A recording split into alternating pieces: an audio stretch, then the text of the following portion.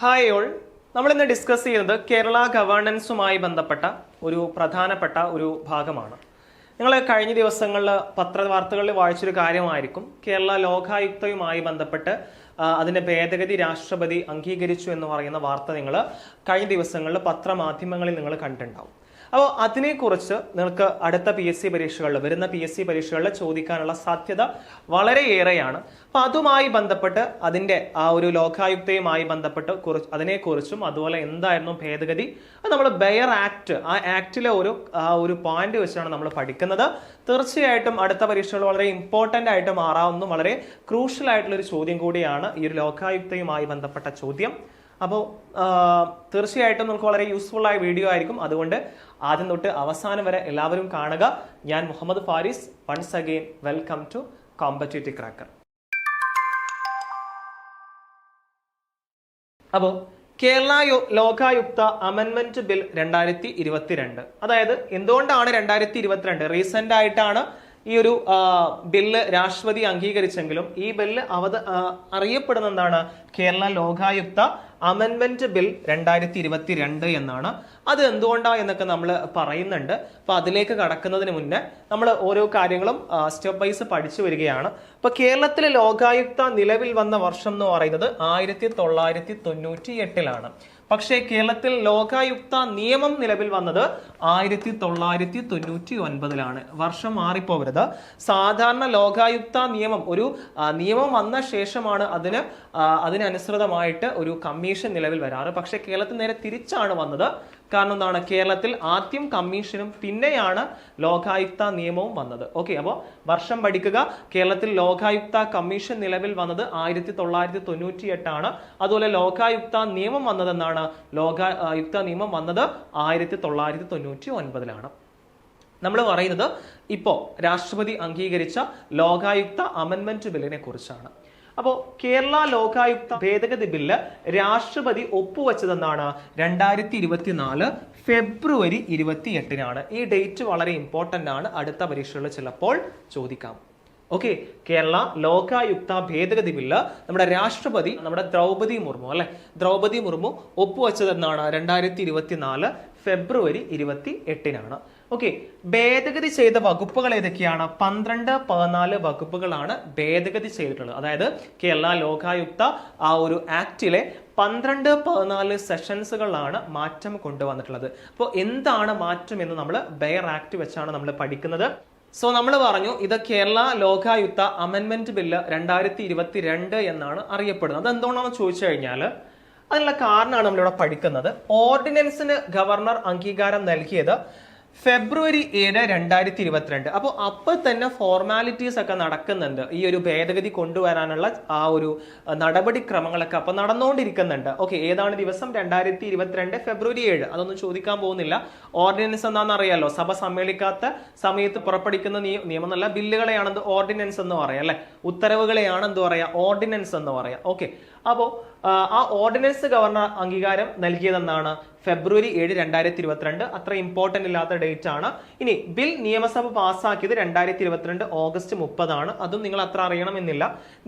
നിയമസഭ പാസ്സാക്കിയെങ്കിലും ഗവർണർ തടഞ്ഞു വെച്ചിരുന്ന ബിൽ കഴിഞ്ഞ നവംബറിലാണ് ഗവർണർ രാഷ്ട്രപതിക്ക് അയച്ചത്. അപ്പോ കഴിഞ്ഞ നവംബർ എന്ന് പറയുമ്പോൾ 2023 നവംബറിലാണ് ഗവർണർ എന്ത് ചെയ്യുന്നത്, രാഷ്ട്രപതിക്ക് അയക്കുന്നത്.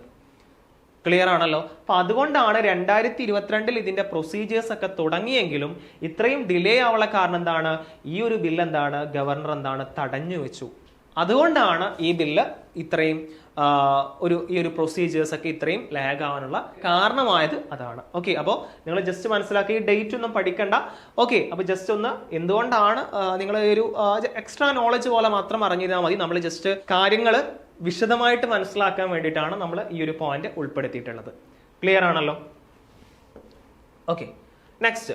അപ്പൊ ഞാൻ പറഞ്ഞു നമ്മൾ ബെയർ ആക്ട് വെച്ചിട്ടാണ് നമ്മൾ പറയുന്നത്. അപ്പോൾ നമ്മുടെ 1999 വന്ന ആക്ടിലെ 14ാമത്തെ സെഷൻ ആണ് നമ്മൾ വായിക്കുന്നത്.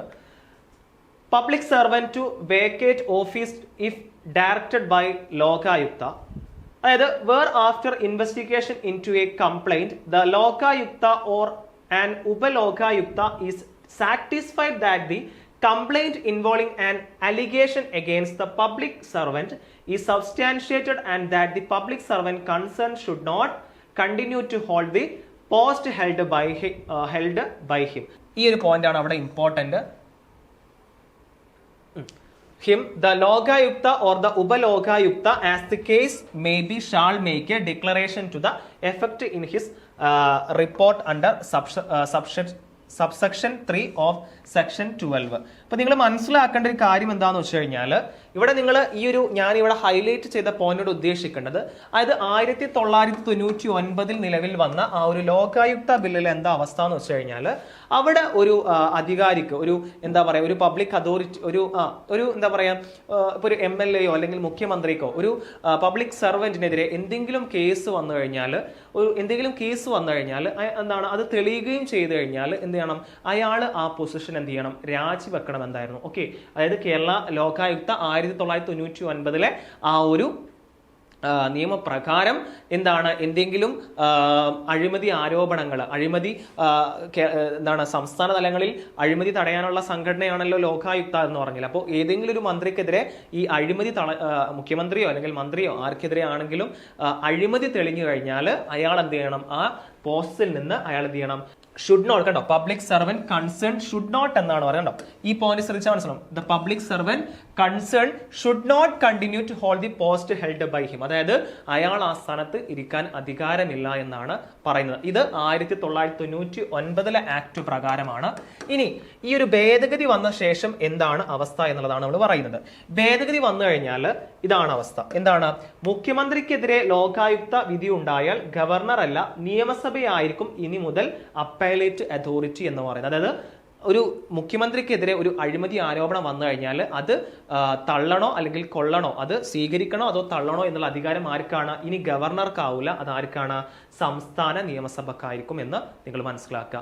ഈ പോയിന്റ് വളരെ ഇമ്പോർട്ടന്റ് ആണ്, സ്റ്റേറ്റ്മെന്റ് ആയിട്ട് ചോദിക്കാൻ സാധ്യതയുണ്ട്, അതുകൊണ്ട് പഠിച്ചു വെക്കുക. അതുപോലെ മന്ത്രിമാർക്കെതിരെ വിധികളിൽ മുഖ്യമന്ത്രിയും MLA-മാർക്കെതിരെയാണെങ്കിൽ സ്പീക്കറും. ഓക്കെ, അപ്പോൾ നിങ്ങൾ പഠിച്ചു വെക്കുക. എന്താണ്, മുഖ്യമന്ത്രിയാണെങ്കിൽ ആദ്യം ഗവർണർ ആയിരുന്നു, അത് വിധി അതിനുള്ള ആ ഒരു അവസാന ഉത്തരവ് പുറപ്പെടുവിക്കുക.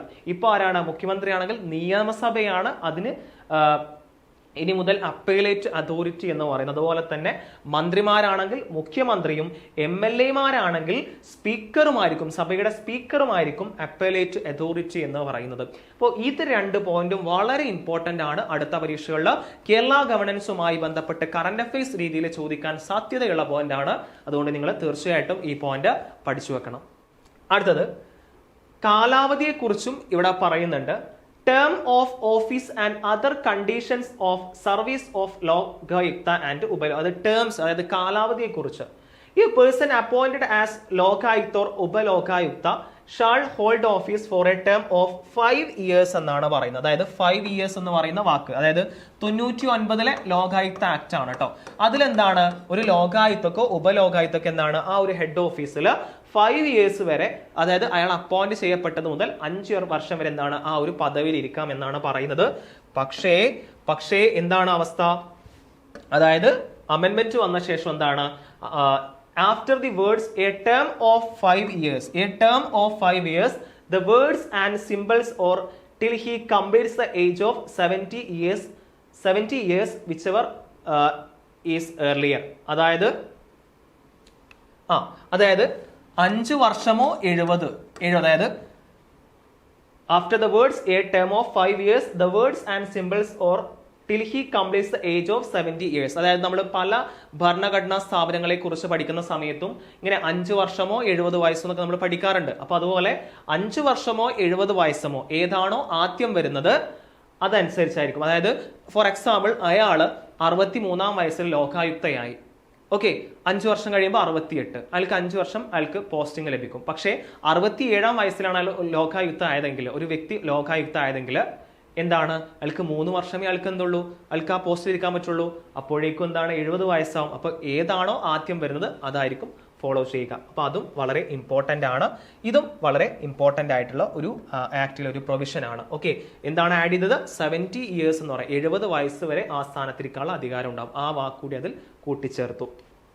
ഓക്കെ, അതുപോലെ മറ്റൊരു അമെന്റ് ആണ്, ഒരു ഭേദഗതിയാണ്, a person to be appointed as Lokayukta shall be person who has held the office of judge of the Supreme Court or that of the Chief Justice of a High Court shall be appointed on the advice tendered by the Chief Minister. അതായത് ഒരു ലോകായുക്തയായിട്ട് നിയമിക്കാനുള്ള qualification എന്ന് പറയുന്നത് അതെന്താണ്? അത് supreme കോടതിയിലെ ജഡ്ജോ അല്ലെങ്കിൽ ഹൈക്കോടതിയിലെ chief ജസ്റ്റിസോ അയാൾക്ക് മാത്രമേ എന്ത് ചെയ്യാൻ പറ്റുള്ളൂ? 1999 ആക്ട് പ്രകാരം എന്താകാൻ പറ്റുള്ളൂ? ലോകായുക്തയായിട്ട് മാറാൻ പറ്റുകയുള്ളൂ. ഓക്കെ, നമ്മൾ ആദ്യം ഹൈലൈറ്റ് ചെയ്ത് പറയുന്ന കാര്യമുണ്ടല്ലോ. ഇപ്പോൾ ഇവിടെയാണെങ്കിൽ ഞാൻ ഹൈലൈറ്റ് ചെയ്തിരുന്നു, അതെല്ലാം 1999 ആക്ട് വന്ന സമയത്തെ കാര്യങ്ങളാണ്. ഇനി നമ്മൾ പറയാൻ പോകുന്നത് എന്താന്ന് വെച്ച് കഴിഞ്ഞാൽ ഇപ്പൊ വന്ന അമെൻമെന്റ് ബില്ല്, അതായത് 2022 വന്ന മാറ്റങ്ങളാണ് നമ്മൾ ഇനി പറയാൻ പോകുന്നത്. എന്താണ്? In the Kerala Lokayukta act in section 3 in subsection 2 after the words or that of the Chief Justice of a High Court, the words or that of a judge of the High Court. അതായത് പറയുന്നത് എന്താണെന്ന് വെച്ച് കഴിഞ്ഞാൽ ഒരു ലോകായുക്തയായിട്ട് നിയമിതനാവണമെങ്കിൽ ഹൈക്കോടതിയിലെ chief justice ആവണം എന്ന് നിർബന്ധമില്ല. എന്താണ്? ഹൈക്കോടതിയിലെ ജഡ്ജിക്കും എന്താവാൻ പറ്റും? നമ്മുടെ ലോകായുക്തയായിട്ട് നിയമിതനാകാൻ പറ്റും എന്നാണ് പറയുന്നത്. ഓക്കെ, അവിടെ ജസ്റ്റ് നിങ്ങൾ മനസ്സിലാക്കേണ്ട കാര്യം ഇത്രയേ ഉള്ളൂ. നമ്മൾ 99 ആക്ടിൽ പറയുന്നുണ്ട്. എന്താണ് 99 ആക്ടിൽ പറയുന്നത്? കണ്ടോ, ചീഫ് ജസ്റ്റിസ് ഓഫ് ഹൈക്കോർട്ട് എന്ന് പറയുന്നുണ്ട്. പക്ഷേ 2022 അമെന്റ്മെന്റ് പ്രകാരം എങ്ങനെയാണ്?